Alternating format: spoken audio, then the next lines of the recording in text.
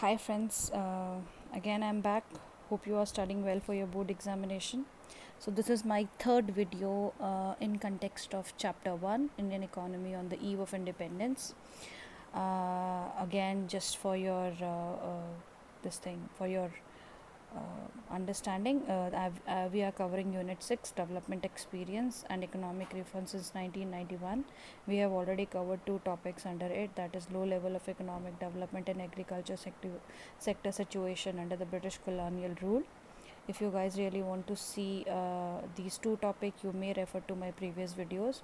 So in this I'm going to discuss with the industrial sector during the British colonial rule, right? So what we are doing, let me give a brief recapitulation of it. What we are doing, we are discussing the content where the British were ruling the India and what was the economic state on that point of time, what was the condition of various sectors in that very particular point of time. So now we will be discussing the industrial sector situation during the British colonial rule.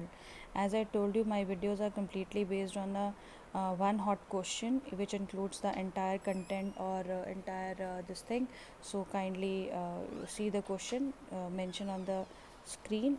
That is, your India could not develop the sound industrial base under the British colonial rule.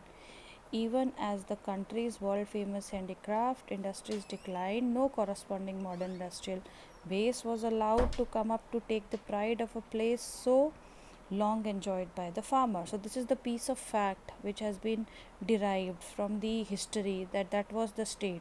On that very particular statement, you need to highlight, critically appraise some of the facts. As you can see, critically appraise some of the facts of the shortfalls of the industrial policy. Now, one thing, let me make it very clear.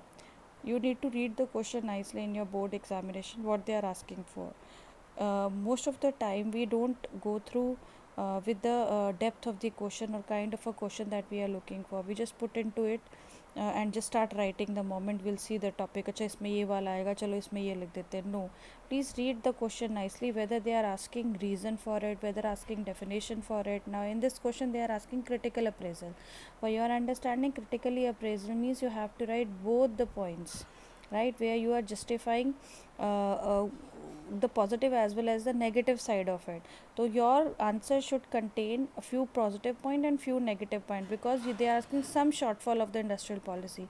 Though there was a shortfall, but there was certain growth as well, so you can mention the growth part as well. We agree with it. In overall or in conclusion, there was a shortfall, but critically appraise, you need to give the judgmental, you need to criticize us on the basis of the facts.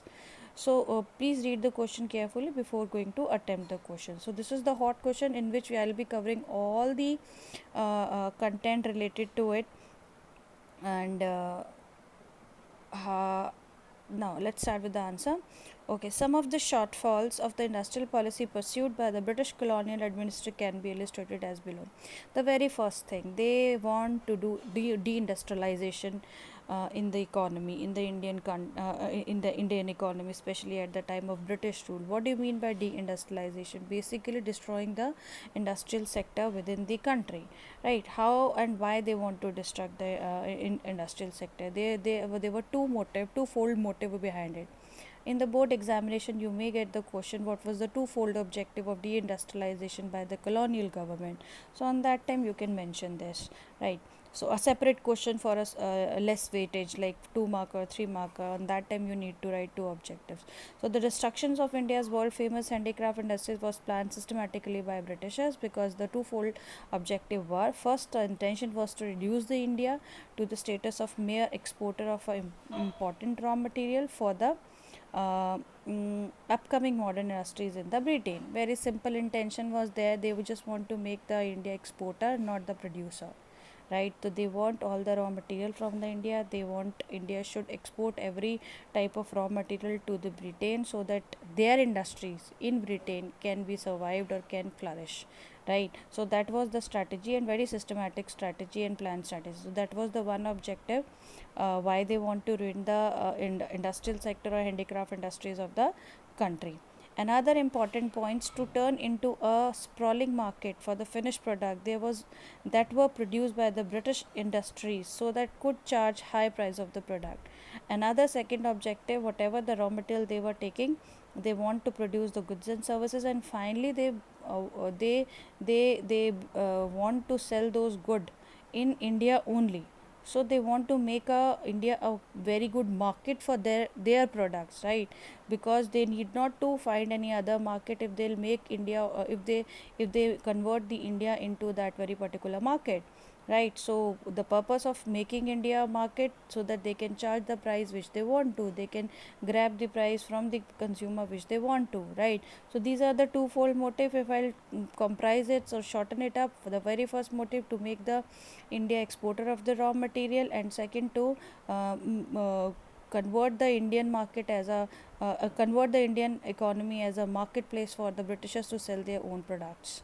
These are the two-fold objective. Again, I'm telling you, a separate question can be formed on this two-fold objectives. So on that time, you can write these 2 points. Okay.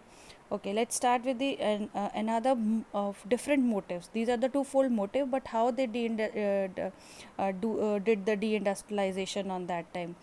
The reason of declining in handicraft industries was disseminated tariff policy. This is very, very important and rarely mentioned by any of the in most of the book it's not mentioned point, but you should remember why that handicraft industries were ruined on that time, because they follow the discriminated tariff policy. Now, what do you understand by the tariff policy? Tariff policy are the policy which are generally created at the time of exporting and importing the goods and services among the countries, right? So the tariff, it kind of taxation or kind of duties that has that are imposed, right? So on that time the tariff policy was completely discriminated, it was biased, it was completely made up with the intention of the bad intention of the Britishers, right? So what policy they followed, that is very important. They made the free export of raw material from India as well as free import of finished good. That means nobody will pay anything, either you are exporting or importing.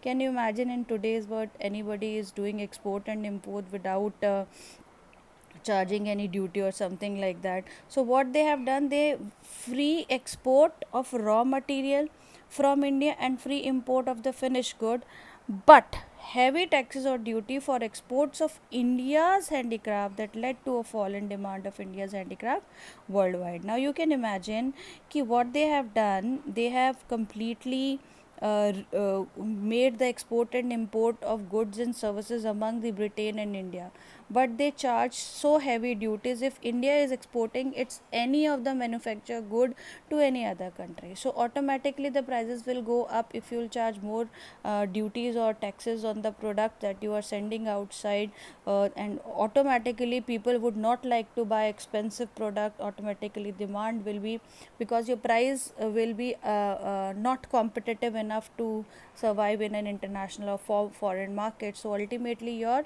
demand of your product will go down in world's economy. So that was happened, that was done by the Britishers intentionally, so that their complete export market should vanish, हो जानी चाहिए. This is what the motive of the Britishers, right? So this is what are the main reason of the industrialization and how there is a fall or of industrial, especially the handicraft industries in the country. So this is what is the first point under the British colonial industrial policy.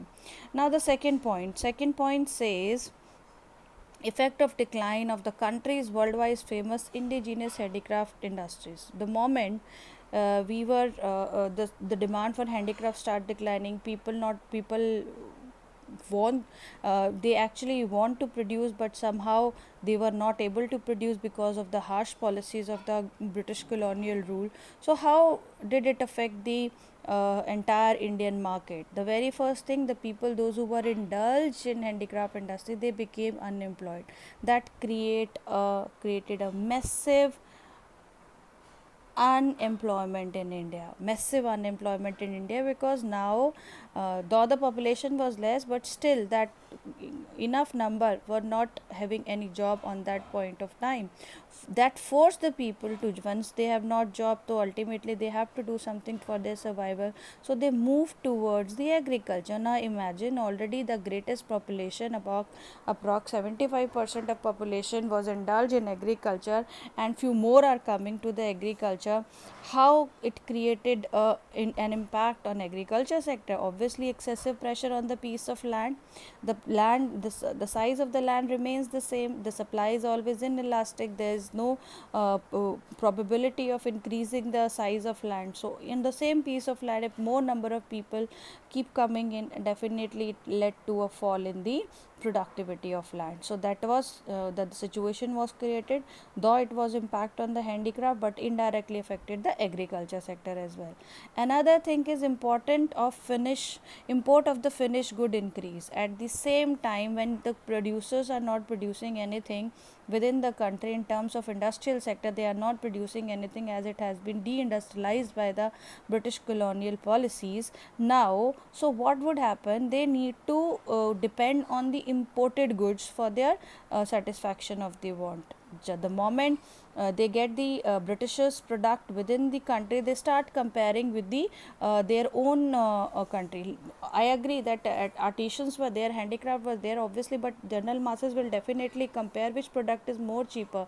Machine made good is more cheaper, or the handicraft good would be more cheaper? Obviously the machine made good. So automatically the demand or the market or the jagah banti gayi of all those Britishers product that they were bringing into the country. So automatically comparison हुआ, handmade goods को preference कम मिली, और वो महंगे भी होते थे as compared to the manufactured good. So ultimately Britishers को एक जगह मिल गई, एक place मिल गया to sell their product, and people mindset were also deviating towards that very particular mindset. Okay, so this was the another impact of the indigenous or there can be a separate question entire on this paragraph, that how or what was the impact of the decline in the handicraft industry or indigenous industry. I hope it is clear to you. So let's move towards the third point. Third point says lack of capital good industry. If we are talking about industrial sector, obviously we will definitely talk about the capital good industry. The capital good industry is generally those industries which actually produce the goods, or the goods that helps in further production, or that yields income for somebody, right? So capital good industry, like production of swing machine. The swing machine is a capital good because it's not only used at home, but a tailor can use it for further manufacturing the good or yielding income. So that very particular type of goods or type of industries was completely not there. It's a beautiful thing just to understand that hardly any capital good. Britisher intentionally did not concentrate on capital good industry as they wanted India, and remained dependent on imported good. On the other hand, the establishment of few manufacturing units here and there was no substitute to the wholesale displacement of the country's traditional handicraft. जो थोड़ी बहुत industry भी थी, that cannot take your place of the handicraft industry. आप you cannot substitute the handicraft industry with those small certain manufacturing industry जो अभी शुरू ही हुई थी, right? So that was the scenario in terms of capital good industries. There were no industries, or those who were growing, they were so less in numbers that cannot be replaced with the traditional handicraft industries. This another point under the same industrial sector, the low growth rate. Obviously, the contribution would automatically low in terms of GDP, in terms of other sector. The agriculture sector was giving comparatively high contribution, but the industrial sector was quite low. At the same time, industrial development remained low. There is no doubt on it. How there are few facts given in your book that initially the development was limited up to setting up of a cotton and juice textile industry. But at the beginning of 20th century, MCQ can be asked on it, that iron and steel industry began and coming up. So what is this iron and steel industry? Who took it? The TISCO. in 1907. So at the beginning of 20th century, that means around 1900 and something, the TISCO had been established in 1907. The TISCO is Tata Iron and Steel Company. Even still the name is quite known to us, right? At the same time, few other industry came up like sugar, cement, paper. So we started after the Second World War. We began to go for the industrial development, but before that it was very less in numbers. Another one, limited territory of the public sector. Public sector is the sector who has been controlled or managed by the government of the country, which was very confined and limited up to like railways, power generation, communication, ports, and some departmental undertaking. Or moreover, these all are the public sector that I am talking that were again under the control of the Britishers. So there is hardly any role of the public sector at the time of the British colonial rule, right? So this is what we discussed today. We discussed about the industrial sector during the British colonial rule, in which we discussed about the deindustrialization and the twofold objective of doing deindustrialization, why the handicraft industry has been ruined, very important, the discriminated tariff policy, it's very important, a question can be asked. Then we discussed the impact of decline in the indigenous industry. What was the impact of decline of the indigenous handicraft industry, that how unemployment created, pressure on land has been created, how the comparison took place among the machine made good and the handicraft, and who won the race in the comparison. Then the lack of capital good industry, after that low growth of growth rate or contribution of industrial sector towards the GDP, and the industrial development remained low. So this is what can be asked in terms of industrial sector during British colonial rule. All small questions covered under this entire piece of video. So if you are preparing for this very particular topic, you can easily go through. These are the points that you need to take care apart from anything else. So I think this video help you to understand, and wait for my next video in which I'll be uploading the India's foreign trade during the British colonial rule. Thank you. Bye. See you soon.